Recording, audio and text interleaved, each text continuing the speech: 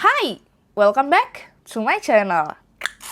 Oke, jadi hari ini aku akan menjawab beberapa pertanyaan kalian ya. Kemarin saya sudah mengumpulkan pertanyaan kalian mulai dari yang absurd sama yang normal. By the way, di sini aku akan menjawab pertanyaan kalian sambil ngerajut. Kebetulan hari ini aku lagi mengerjakan project recycle baju. Ya, jadi kalian nantikan saja di TikTok dan Instagram saya, oke? Ini seperti biasa aku juga pakai yarn holder dari Hook by VY. Kalian bisa cek aja langsung melalui link di bio untuk koleksi selengkapnya mengenai yarn holder ini. Dan produk ini 100% lokal buatan Indonesia, coy. Mari kita support brand lokal. Pertanyaan pertama. Kak, gimana cara buka stand bazar sendiri? Apakah harus stok atau nimbun project? Kalian wajib dengerin sampai habis karena ini adalah daging semua. Jadi, sebelum kalian memutuskan untuk join suatu bazar atau buka booth, pertama-tama kalian harus cari bazar yang sesuai dengan target market kalian. Misalkan target market kalian itu Gen Z, atau kalian target marketnya itu ibu-ibu yang suka barang-barang etnik.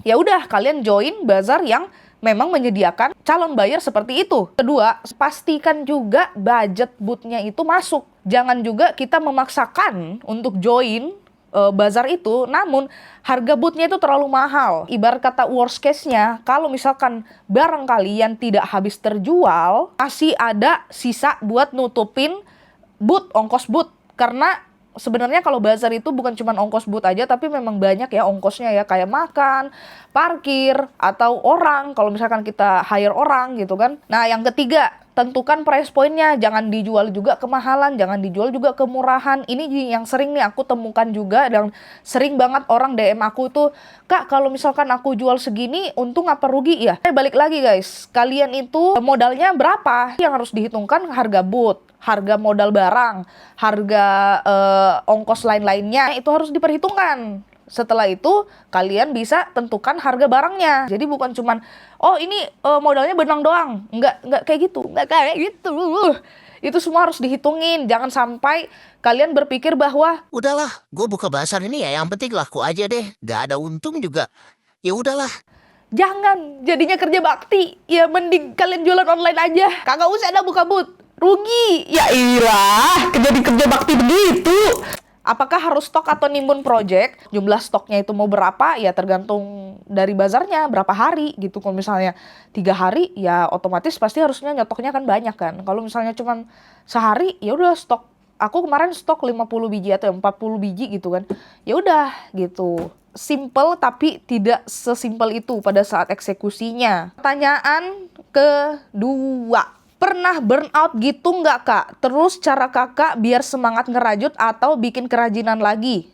Pasti pernah banget ya, karena setiap harinya kan aku tuh dituntut untuk bikin konten ya. Apalagi konten yang harus ada idenya gitu. Kayak hari ini rajut apa ya?